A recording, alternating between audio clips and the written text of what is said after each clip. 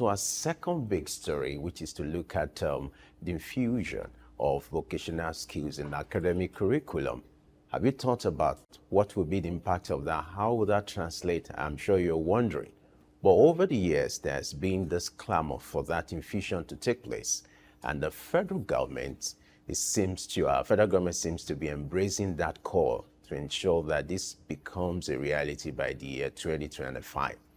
The Minister of Education gave that indication that Nigeria is preparing to have a kind of incorporation that should happen between vocational skills and academic curriculum. Joining us for this conversation, we have Architect Ovie Binitie, who is an architect and a plumber. He joins us not virtually this time around. He's right here with us in the studio. Glad to have you join us this morning. Good morning. Thank you for having me. Yeah, what a pleasure to host you here. So I'm going to start with you.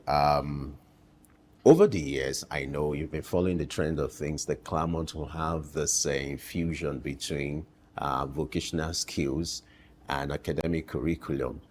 Now, officially, the federal government is looking in that direction. How do you react to this kind of development?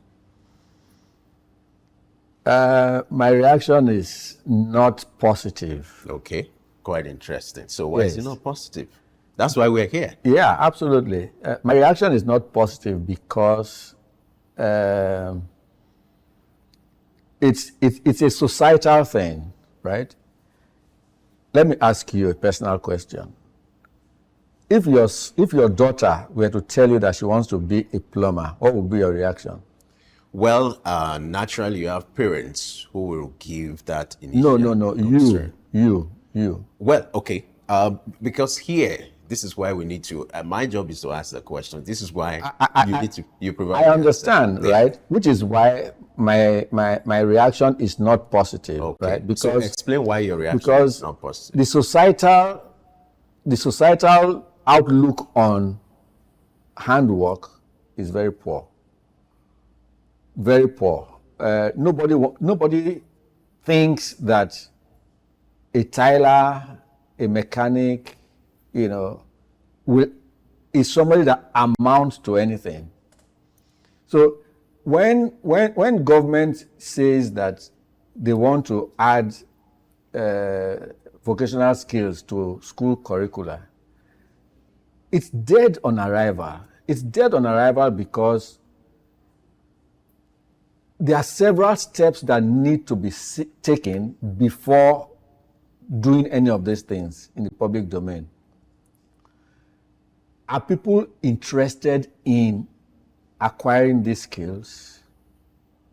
Are parents of children interested in their children doing anything in the direction of these skills? Because the people who practice these skills are seen by society as the never-do-wells in society. If you can't go to university, go and learn a trade. You can't afford to send your children to university, go and do apprenticeship with a mechanic, go and do apprenticeship with a carpenter. That is a vital element in national development.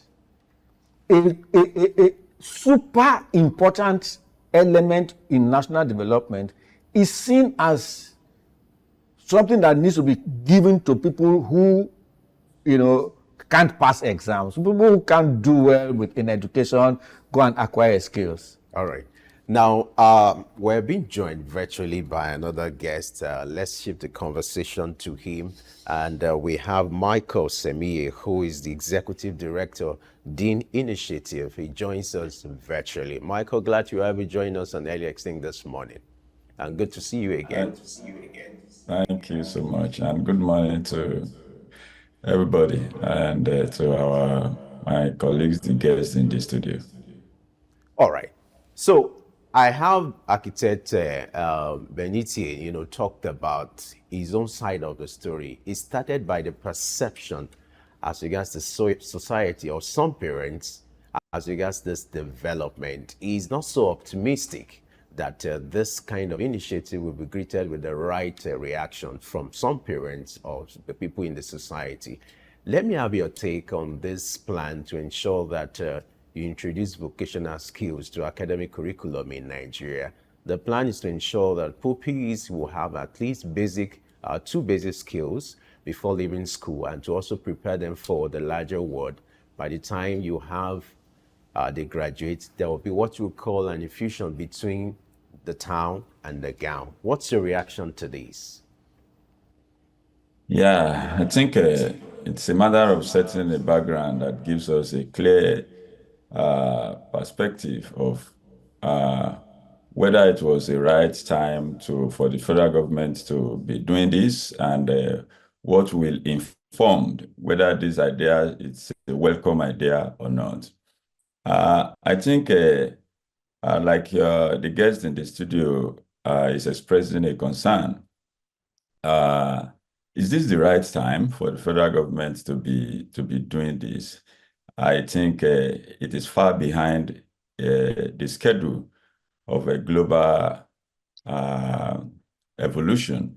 When citizens, professionals, and even people experts within the vocational skills community were asking for the inclusion of these in the curriculum, I think that time has gone. We were talking about some 25, 20, 15 years ago, and when it was obvious that we were obviously lacking in the number of people that are showing interest in these skills. The culture was fast eroding. People were looking down on people who have handwork, and it was obvious to ensure that we begin to teach people from school that there is dignity in these vocational skills. And the fact that, in fact, as a matter of fact, these skills are the skills that build any society across the world, and that young people from school should know that, white-collar job does not define any society anywhere in the world. It is, these skills that build, it's the one that build the likes of any country in Europe. It is the same skill that build society in the US, in UK, in Russia. These are the skills that power the entire economy. So those agitations were brought forward. People defended it. Conversations were held around it. Consultation with the federal government, the Ministry of Education were held. A lot of stakeholders mobilized actions, but the Ministry of Education, especially the governments in Nigeria, be what they are, it's taken them more than 2 decades to think it is necessary. Now that they think it is necessary, that time has passed. The system has already believed, the society has already washed that idea away. Stigmatization on people who do this type of skill has been established. The belief system is now working. In fact, it's not now working, it's already permanently working against the people and community who practice these skills. You are not going to ask any young people in the primary school, even elementary school, pre-primary school, if they want to be a welder, if they want to be a mason, if they want to be a plumber, that they will joyfully, tell you they want to do. So that system has been we've already have a stigmatization, system that is settled while the government is thinking whether to or whether not to. The world has moved past that level now. Where is the world presently? Now there is a new advocacy in the Western community to even shift the entire narrative of what the curriculum should look like. Nigeria is just trying to bring something that were agitated some 20, 25 years ago in 2024. What the US, what the UK, what Canada, what Finland is now agitating to make their curriculum look like is now in conversation. Nigeria will now maybe in the year 2060 or or in the year 2090, Nigeria will now want to be considering that. So we always want to do what we're supposed to do when that time has passed. So I share the perspective of the esteemed guest you have in the studio, and that is just the reality. The question that they asked you, you didn't even need to answer. Your gesture has even given you away, which establishes the fact that we already have a stereotype and stigmatization settled around those stuffs. All right, quite interesting. What I'm just trying to establish here is my personal opinion doesn't matter here. That's why we need to have this conversation so that we paint all the sides and everybody can learn. And the essence of this is to shape policy, to see how we can shape this before this will kick off by the year 2025. But before I leave you, let me do a follow-up on some of the issues you raised earlier. You talked about the timing. What actually is wrong with the timing? If this has been a debate or a clamor on the part of people in the society, it is never late. It is better late than never. If this is a reality to live with in the society, we're at a time where skills acquisition, entrepreneurship is becoming something relevant. Don't you think it's also important to achieve this convergence, talking about the need for skill acquisition and also formal education, which is exactly what should address? So what is wrong with the timing? If it's being done now, is it not more important to focus on the implementation rather than the timing? So the timing is wrong in the sense that so in 2020, I think in 2022, the UN came up with the review of Go4, which is a quality education, to actually look at the targets and the reality of what those targets are offering into the modern world.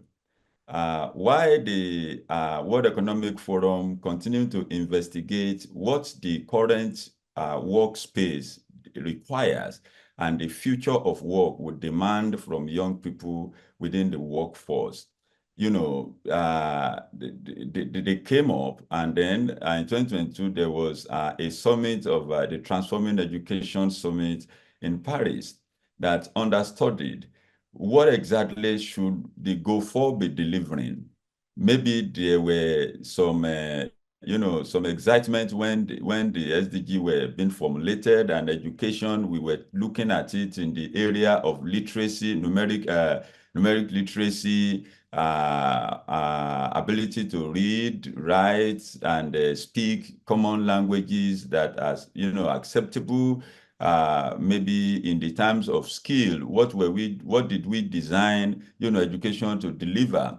And then compare that to the current reality in our world. What is our world economic, development demanding? Were we realistic? So there were a lot of provisions, recommendations that now came in to form what we now have as the Transforming Education agenda and ambition to strengthen the vision of Go4. None of this conversation is even on the table of the Nigerian Ministry of Education, for example. Okay, the UNESCO were given the responsibility of the greenish education, how climate education is to evolve. UNICEF given the responsibility to come up with the framework of the skills. We have the 12 transferable skills that the current world and reality, requires. The British Council has been working for the past almost 5 years around building the capacity of teachers to deliver what we call the core skills that today's world require. And now we're talking about vocational skills that even those who have those skills today do not have the requisite education to market them. Delivery of livelihood is between humans and humans. And when individuals who have the skills do not have the requisite education to market their skills, which is what the world focuses on today, educations around problem solving, educations around critical thinking, educations around system thinking, educations around, critical analysis. Now, this is what the world is talking. The timing is wrong. All right. Point well noted here. Permit me to come in here now. Let me bring the conversation to architect. I like the fact that you're an architect, which makes it quite relevant. Now, let's look at some of these vocations you're talking about. You have plumbing, you have tiling, hairstyling, floor works, POP, solar installations. Interestingly, these are people that you engage in the course of your construction. Am I right? Right. So that means their skills are relevant. Now, what is wrong with having a formalized way to ensure that the relevance of these skills are put into the academic curriculum? I understand your reservation. Perhaps at the time you went to primary school, I went to primary school at the time, everybody wanted to be architect, engineer, doctor, and all that. But now you're at the age where entrepreneurship is being advised, and people have even been advised to have multiple sources of income.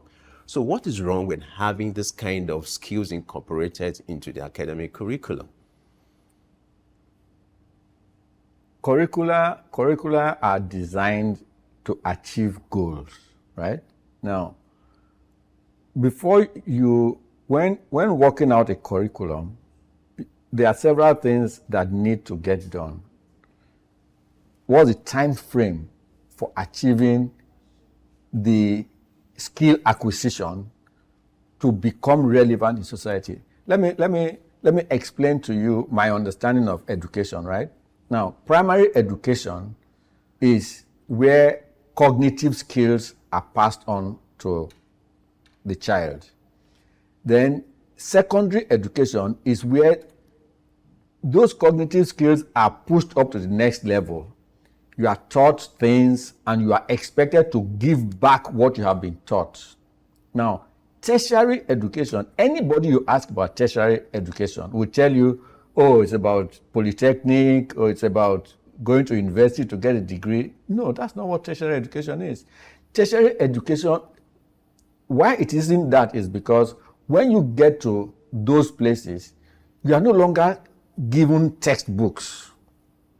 You are lectured, and then you are given assignment. You go and get materials for yourself. Either you go to the library, however so at tertiary level, you are now being trained to acquire the capacity to think. That's the most important thing of tertiary education. Now, your thinking capacity is relevant to you for what purpose? To solve problems. So any education you get after secondary school is tertiary. Whether you are doing apprenticeship, it's tertiary education because what you are acquiring is the capacity to solve problems. Now, when you introduce these skills at the level that you are introducing them, first of all, to what end? Is it to get the children to be interested in becoming a carpenter or a tiler, or is that the purpose? Because skills acquisition in established clients are targeted at quick ability of the person acquiring the skill to enter into society and begin to fend for himself. Now, at 18, you are out of the home. You have to take care of yourself. So, if you don't have the skills to take care of yourself, you end up on the streets. Now, how many people are there in Nigeria of today who can teach these things that we're talking about?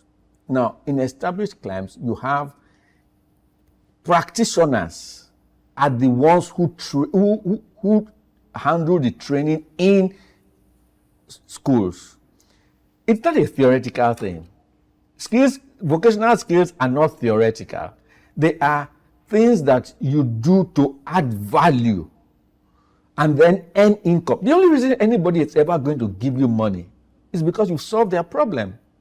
And it is only the skilled that keep getting called to solve bigger problems. Let me give you a simple example, right? Here's a gentleman who has the problem of constant smell in his bedroom. And the smell is coming through the AC.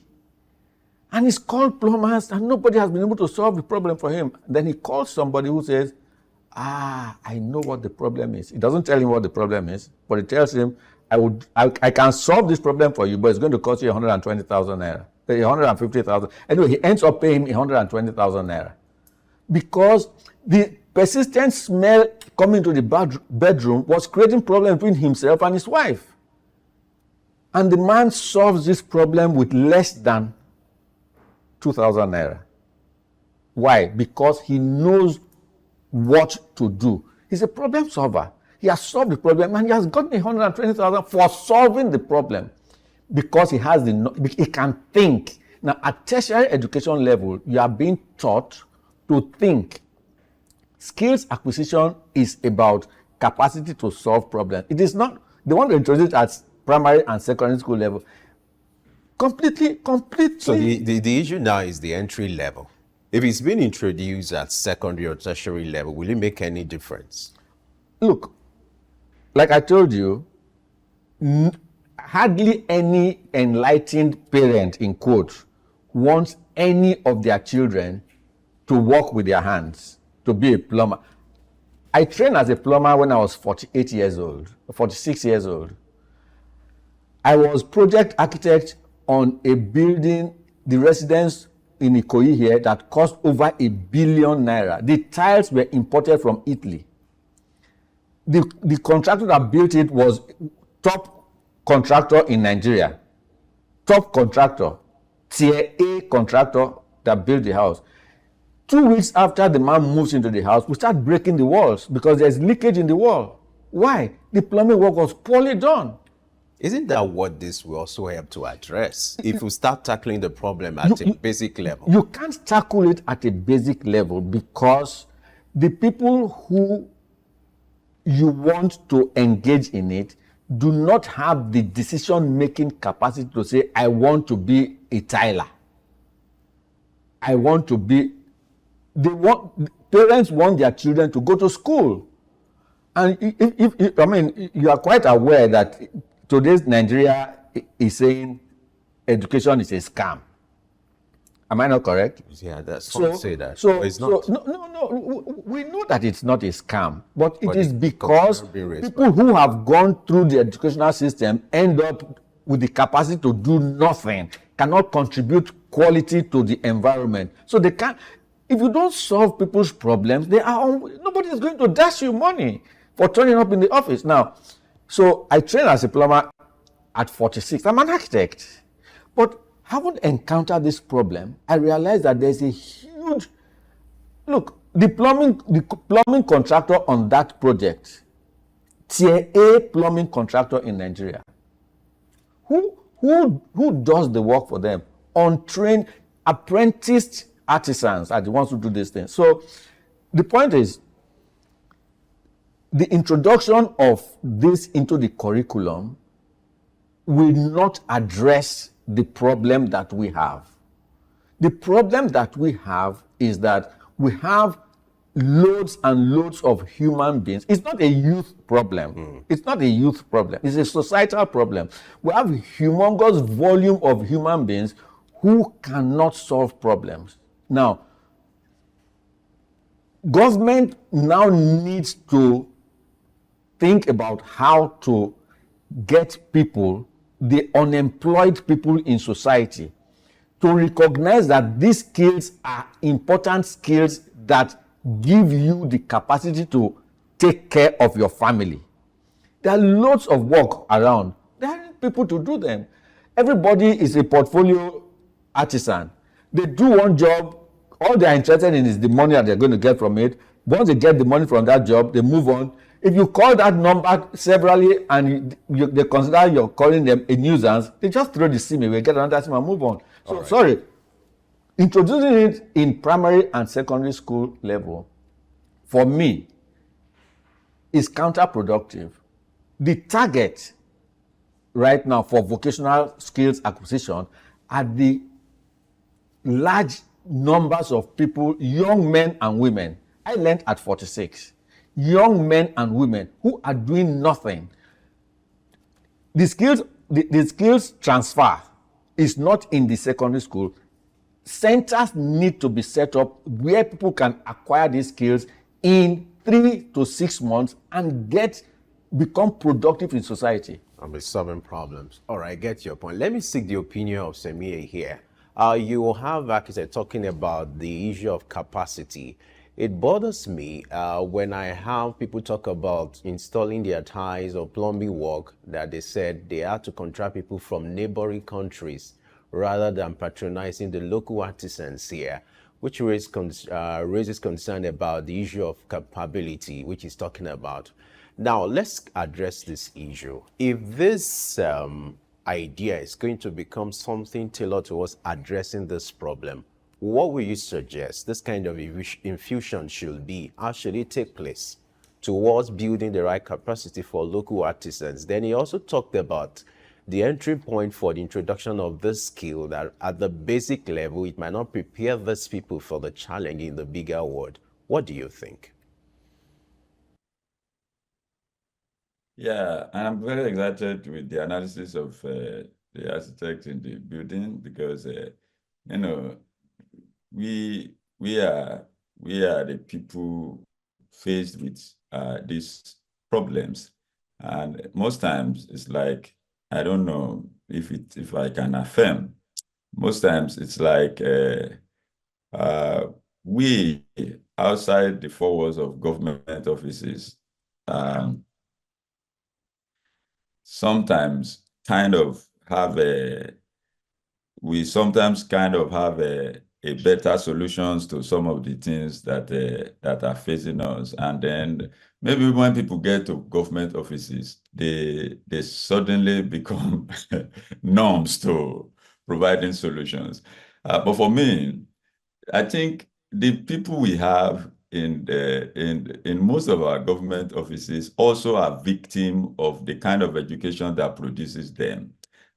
Most of them kind of, because these people are also, lacking problem solving, abilities. Uh, they struggle with objectivity, and they struggle with the strength and the requisite to push to do things that are professionally logical and acceptable to make our society what it should be, rather than what it is what's convenient for them. I'll ask you, for example, an average Nigerian, parent would not mind his or her child becoming a tiler in the US or a plumber. An average Nigerian parent say, my daughter or my son works in a construction company in the US as a tiler. He will be bouncing around the neighborhood and raising his shoulder. The reason is simple, because there is dignity within the context of their society in the US about people who does those jobs. So it's not a function of you work in the bank, you work here and there. A typical person in New York doing these jobs is paid $18 per hour. It doesn't matter if you go there with a suit and tie or you go there with an overall, you are going to be paid the same amount for the same number of time for solving the same, number of problems. So everybody has an honor for what they are doing. But it's not the same in our society, and to treat them as the same is counterproductive. Let's even ask ourselves the right question. You introduce these skills at secondary or primary level. Who will teach these skills? Who will teach them? Is it a teacher that is still even struggling? In one of our ongoing projects, building the capacity of of teachers, to deliver problem-solving skills in the classroom. I've interacted with about 500 teachers physically in Lagos, Kwara, and Abuja. And this is one of the simplest questions I have asked them. How many of you had anything to do while you are training as a teacher around system thinking, around design thinking, around problem solving, instrument? Less than 1% of them even have idea of what we're talking about. So automatically, most of the teachers happens to be a teacher by circumstance. Some of them get the slot of being a teacher as a political giveaway. No, we're recruiting teachers, and a political figure in the society, they gave him 50 slots, and he just called everybody who is jobless around him or her to come and pick up a role of a teacher, and then he became a teacher, not minding even if he trains for a teacher, or even if he trains for a teacher in our glorified, Teachers Institute or whatever. Can they deliver these skills? So the question is rather around, as a country, are we actually serious to solve our own problems? Okay, people in government offices act as if they don't live in Nigeria. Okay, as a minister of education, as a PAMSEC, or as a director in the Ministry of Education, if they sit them down to maybe people, the professionals at the department where curriculums are designed and curated, if they sit these people down and ask them, man to man, do they have evidence to even support some of these very vital decisions they make about the design of what power our entire economy and development? Okay, so maybe because some of us have some opportunities where we study the development of other countries. I don't know if I have shared with you on this platform before. Some 3 to 4 years ago, we had the opportunity to be invited to Finland to study how their education contributes to their total national development and design. You can imagine how these people are envisioning the future through education and through how they plan their education from pre-primary schools to post, tertiary institutions. You go to Germany, you go to UK, you see how they are designing education to solve national problems.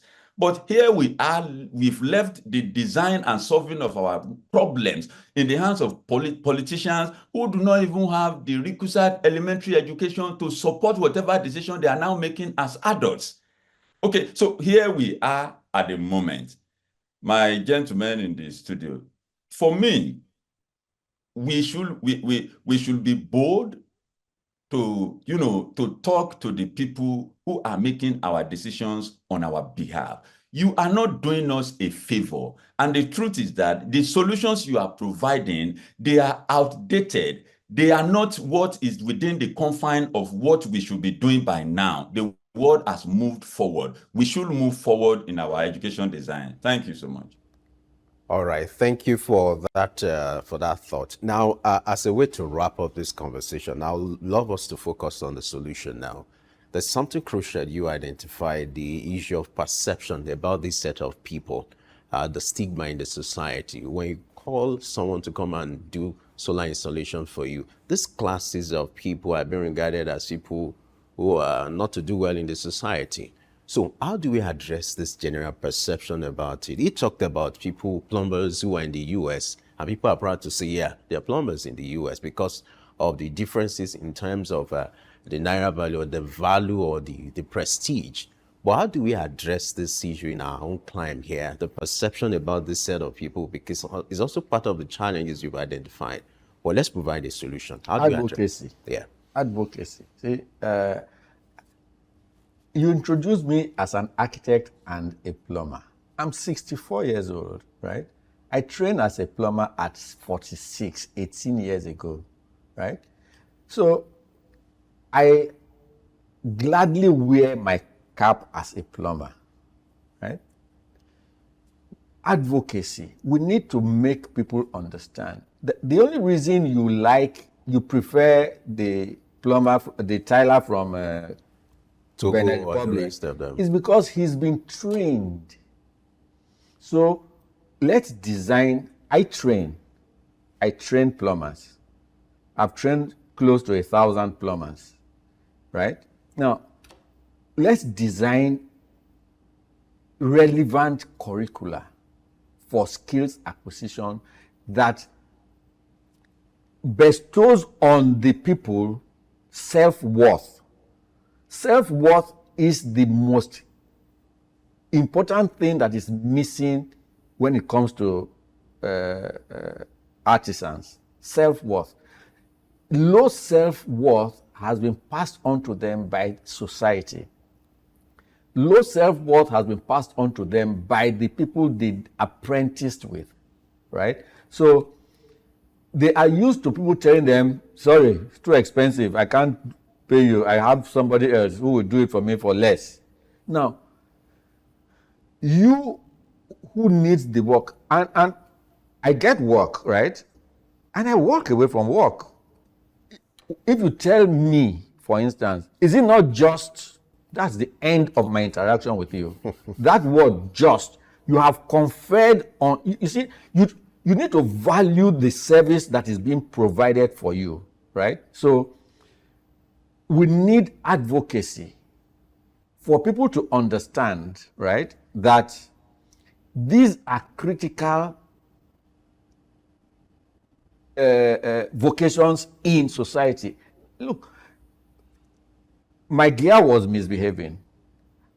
Somebody was recommended to me to fix my gear. He's damaged my gear. I have to buy a new gear.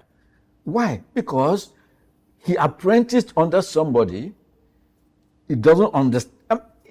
So advocacy of the importance of these skills in national development is not at primary and tertiary and secondary. No, it is at problem solving level. Now, I've trained people who qualified from university as accountants who today work as plumbers. They practice as plumbers. Lagos, Port Harcourt, Abuja. I've trained area boys with no future. Now, what did I do? I developed curriculum for plumbing. 72 hours is what it takes to get somebody ready and ready to engage with work. Now, another 3, 4 to 6 months of practical engagement of what we have learned in the classroom, the person is ready to run because he's trained. He can think, he can see the problem, he can reason out the solution for the problem. What we have now are people who can't see the problem, can't reason out the solution. So introducing vocational skills curricula at primary and secondary level is a complete no-brainer. All right. Let me bring the conversation to Semiye. Now, as a way to wrap up your thoughts on this development, you're aware that presently we have vocational schools in Nigeria. Now, how do we manage this development in a way that will not amount to duplication of skills or responsibilities if this is being incorporated to the academic curriculum? Then I also want you to address how school owners should also embrace this, because while reading the words from the minister, I said this has been approved and by the year 2025 is going to kick off. That means there's no going back. So how would you expect school owners to embrace this kind of initiative? Then how do we draw the line or the disparity that may arise between vocational schools and the conventional schools as regards this development? Quickly, as you wrap up.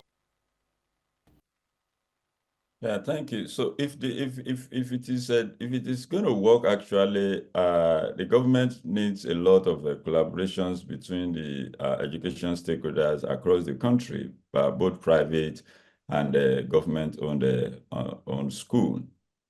The fear we are only expressing is the fact that the structure that the government also is going to invest in ensuring that there is a delivery, capacity to make this initiative work. People who are going to teach these skills in the schools don't forget, this is a curriculum that is going to be implemented by every school in the country. That means wherever the school is located, they also have the policy responsibility to implement it in their school. So you can imagine the number of instructor and facilitator of this kind of skills that will be required. The government needs to think through this process and make provisions to make it happen.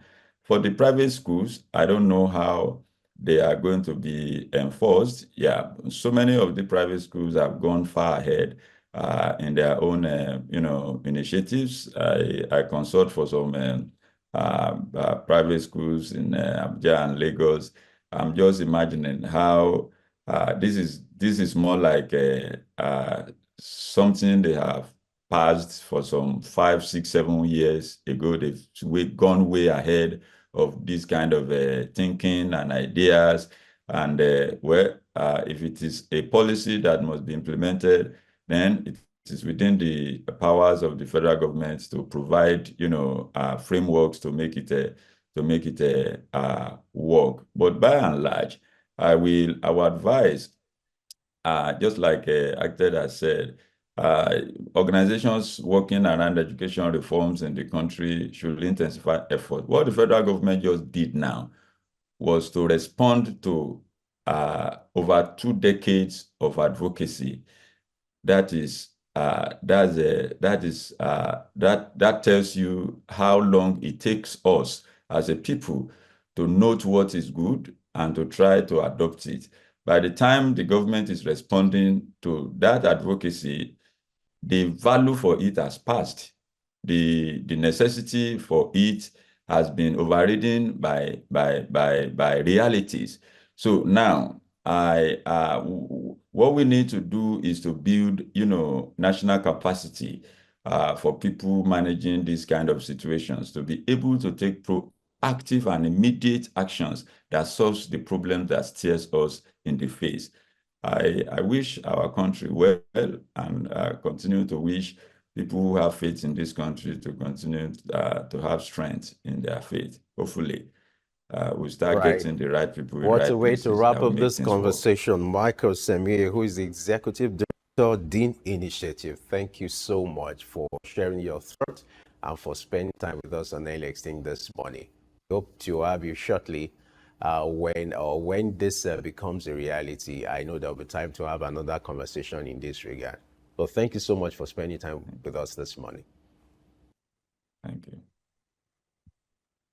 Right, and to my guest in the studio, Architect Binitie, I just want you in a few seconds to just, if this is going to tell us towards addressing the issue of unemployment. How do we achieve it? Quickly. We need to fast track training the trainer programs. We need to identify people who will train people in the acquisition of these skills. There are no technical schools in Nigeria, if I might correct you. They are not. What you have are just glorified. You can't. Vocational skills are not taught. You acquire the skills. You are trained. You're not. It's not a theoretical thing. It's a practical thing. I've interacted with lots of lecturers in, I don't want to mention names of schools, but here in Lagos, they will not produce one good vocational. It's sad, the reality of where we find ourselves, right? But we need to establish a pattern to train trainers. And then those trainers will be the ones to implement this program. Without a training of the trainers program, we are depending on the teachers in these schools. We've just... All right, we just have to leave this conversation here, training the trainer. Yeah. The teachers need to be taught now. That's just the situation we find ourselves. But it's quite interesting. We must thank you for taking time out of your busy schedule, leaving some of your construction work. to spend time with us in the studio this morning. Architect Ovie Binitie, a man who's proud to be an architect and plumber. We celebrate you. Thank you so much for spending time with us this morning. Thanks very much for having me. All right. Pray for Nigeria as always. All right, Nigeria will get better. It's for us to hope that things will be done rightly. And I'm sure those of us who are proud to be in Nigeria, or proud to be Nigerians, will be proud to also see good things happening. Let's see what the federal government will do with this initiative, which is why the conversation is necessary to see how we can reshape it so that by the time this initiative kicks off in the year 2025, it will be better and it will satisfy the concern or the interest of all the critical stakeholders. This is our frame for today, and this is where we're going to call it a wrap. Don't forget, the conversation continues on all our social media platforms, Facebook, X, YouTube. Just search for @Soup News TV.